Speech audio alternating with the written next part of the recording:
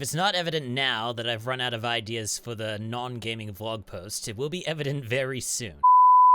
So I thought I'd spend episode 2 talking about some of the ideas that I had when I was interested in screenwriting and writing in general. Back when I was doing screen media and creative writing in RMIT University several years ago, I had some ideas that I didn't necessarily want to put to paper, and some that I really wanted to put onto paper, and then did some a little bit and then got bored eventually. The several, if not few, ideas that I had are all written down in this phone, and I will be spending this episode going through them and talking a little bit about them. And just forewarning, some of these ideas that I have might very well be plagiarizing on ideas, concepts, video games, and movies that already exist now.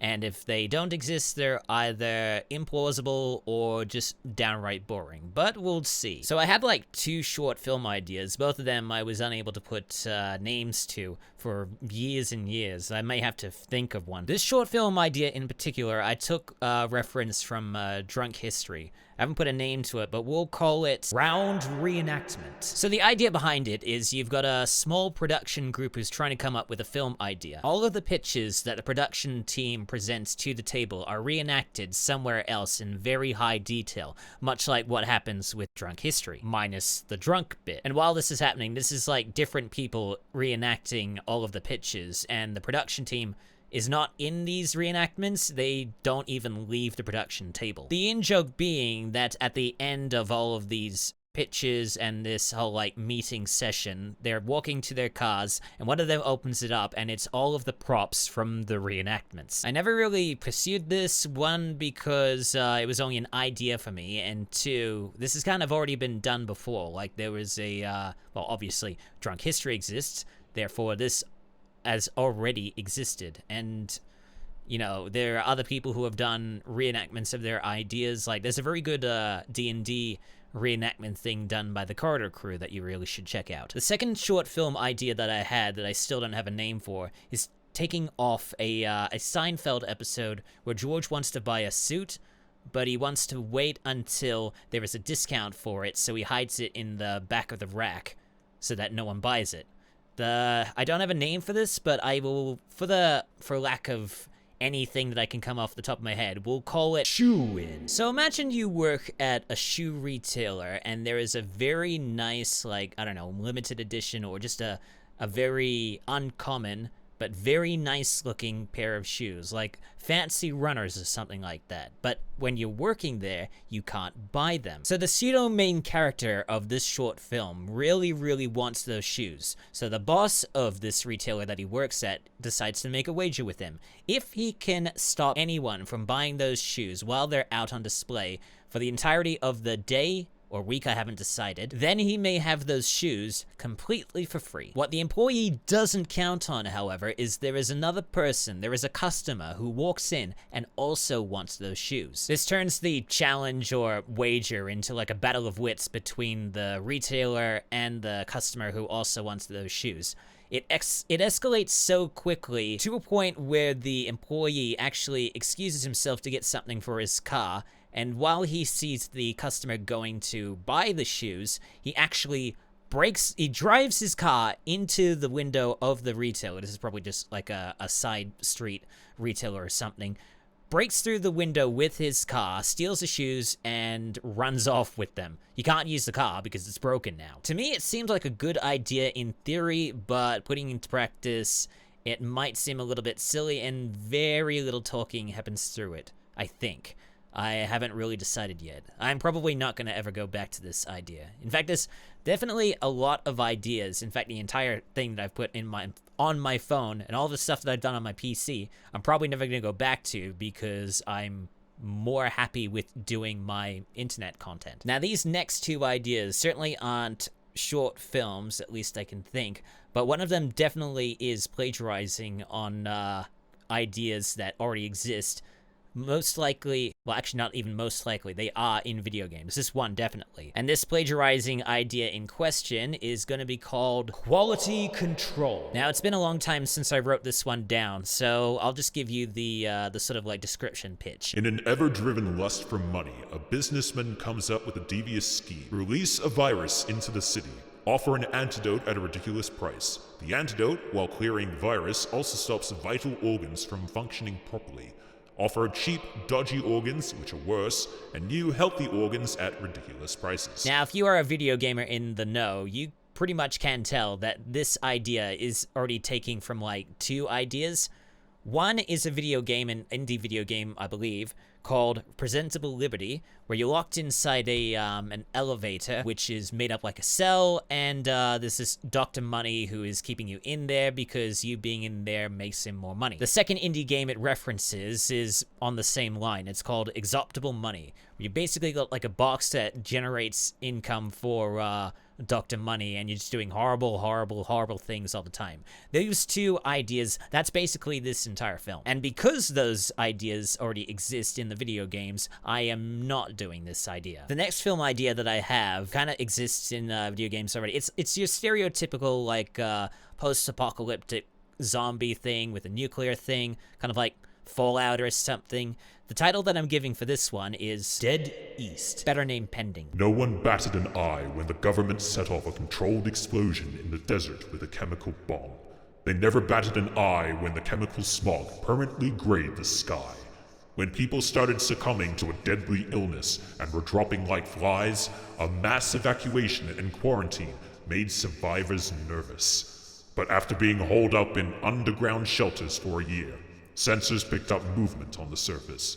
The dead of affected towns were coming back to life. So that's basically the idea. Stereotypical, like, nuclear post-apocalyptic thing, kind of on the lines of Fallout, but in a film format.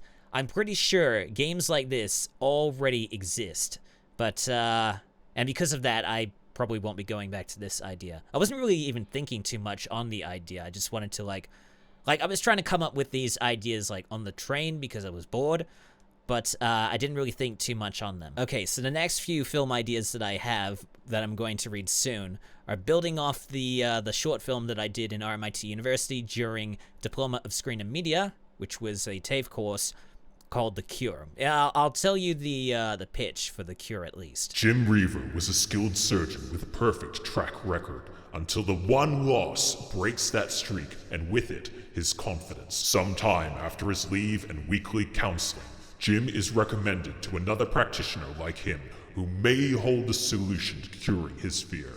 But the cure comes at a cost, one which Jim never expected to fulfill in his lifetime. So The Cure was basically like a psychological thriller kind of movie, maybe horror in a few elements. So basically this practitioner employs him to tend to his patients. But the catch is that the thing he's trying to do with the patients is euthanize them. The whole thing with the one loss breaking his track record and with it his confidence, this whole like the euthanizing of his patients is supposed to be like a very, very weird sort of immersion therapy to give him his confidence to work on his patients again. But the catch is through this, he actually, for some bizarre reason, likes doing this. The title already exists. I'm pretty sure the idea already exists somewhere, and even if it doesn't, I probably won't be going back to this. Like, I tried doing this in a span of 10 minutes or something, but because I didn't organize it too well, it didn't really look too good when I was filming it. So it was just basically a project to get me through the class, and after that I sort of abandoned it. But the good thing is that idea sort of led me to develop 3 story/film ideas while I was in creative writing, and these are the ones that I will say now. Now, this story that I'm about to tell you is the one that I developed in the first year of Bachelor of Arts creative writing, straight from The Cure.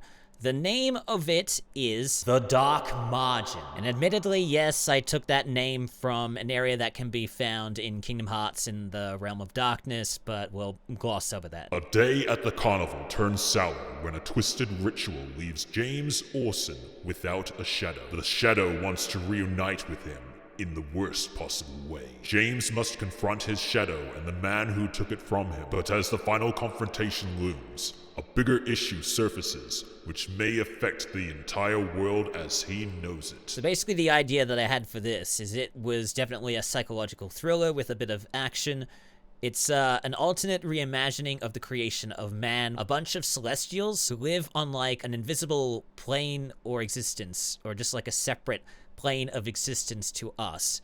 And through them, they created the Earth, and we are actually their template. There's a lot of like really weird lore that I would have to figure out for this to actually be plausible and not something that that guy would create in a relatively broken, convoluted, or proprietary, like, custom world for Dungeons & Dragons. Furthermore, the concept that I had for this was actually going to be like a trilogy or a quadrilogy, sort of on the lines of like the Dark Margin would be the first start of the Shadow stuff, and then the second would be the building of it and the covering of the world of these creatures that I would create in this.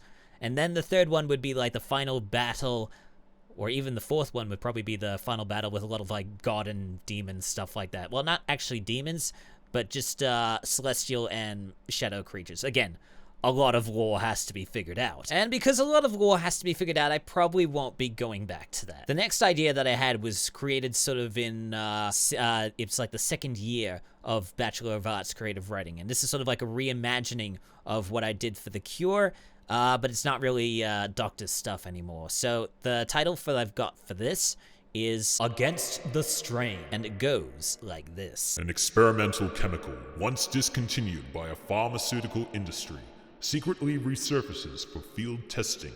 Its harmful side effects lead to a string of bizarre incidents across the city, and it's up to Detective Arthur Clarke to link them before the worst comes to pass. Now, I wasn't thinking of Arthur C. Clarke when I came up with the name for the main character. That was sort of like a coincidence. I think I was actually thinking more of A Million Ways to Die in the West when I came up with the character name. It was sort of building on the one of the ideas I had for if I was doing like a second film of The Dark Margin. So basically this, it would start with like a cafe setting, and like the pseudo main character, I say pseudo, it's like the main focus character's view.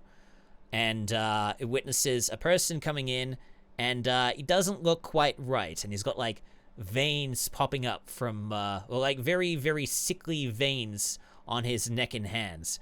No one gives him any notice until someone like spills coffee on him, and he takes out a knife and guts the sucker. 5 seconds of silence, a barrister screams, he runs over across the counter, guts the other person, and then everything descends into chaos. And then eventually he attempts to kill the person who the focus is on, but gets put to rest by a passing police officer. And that sort of is the end of that particular section, and then the whole thing devolves into like the detective thing with Arthur Clarke, and you know. The reason for the person acting that crazy is because he is the victim, or at least he was the test subject of this experimental drug that was discontinued and then is brought back. And that is the main focus of what would be Against the Strain. But when I tried building on this, it seemed a little bit too, much like The Dark Margin, it seemed a little bit too convoluted to make. So I sort of abandoned that and moved to another idea in my third year of Bachelor of Arts Creative Writing. And that idea in particular, I might not have need of the phone for this one. This was one that I tried to develop in like year 3 of Bachelor of Arts Creative Writing, my third and final year. When I was thinking for my third and final film idea, I actually wanted to be in a book first, because I heard of the story of the dressmaker. And the person who came up with that tried to get it into a film idea, but it didn't work out. So she wrote it as a book, and then that book was made into a movie. And that seemed the most successful way to do it, so I tried to write this as a book first. The name of the book is Osmium Echoes. It's more like it's a science fiction book with psychological thriller elements, and it's sort of like a futuristic city controlled by a conglomerate. Well, I say conglomerate, but it's more like a totalitarian dictatorship. So it's the turn of the 22nd century. This is 2098. And the city is a megacity sort of like on the basis of Judge Dredd, but with a few key minor differences, called Nazareth. I want to say it's sort of cyberpunk, but it kind of isn't. So it's futuristic. Everything's kind of like clean, very maintained by this this organization called the Zagratine Conglomerate. The history backing that is they were the ones that created the city in 2059. And the reason that these megacities came to be is something to do with like a cataclysm of sorts. I might not delve too much into that, but the years leading up to between 2059 and 2098 have been like a war for control of the city between the origin of the Zagratine Conglomerate and this group of rebels who actually know better than what they're doing. Cut past all the wars and the problems that were happening there, and the city is run by this Zagratine Conglomerate, which itself is run by this this, I want to say maniacal, but he's a sort of like urbane mechanical creature, this gigantic mechanical creature. Well, I want to say gigantic. He's more like I don't know, 7 maybe 8 feet. I'm not quite sure, but he's very buff. He's called the Monarch, and he's not really much of a robot so much as he is like an autonomous and very, very complex AI controlled power suit. It's dystopian in the sense that there's two types of currency. There's the credits that are run by the Zagratine Conglomerate.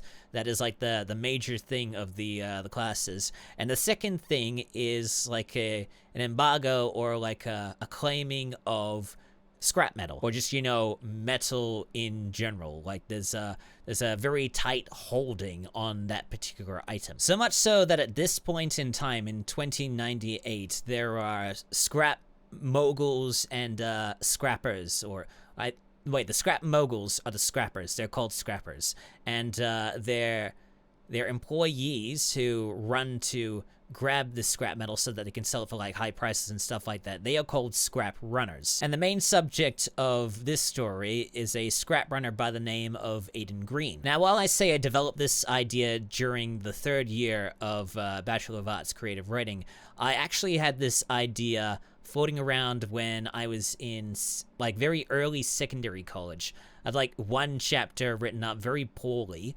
and never really did anything more with it until the 3rd year of creative writing, when I wanted to develop it into a book, or at least a few chapters. The major plot of this story is a group of rebels who are basically like the descendants or something like that of the original people who fought against the original version of the Zagratine Conglomerate, hire him to try and fight back at the Zagratine Conglomerate again so that they can get control.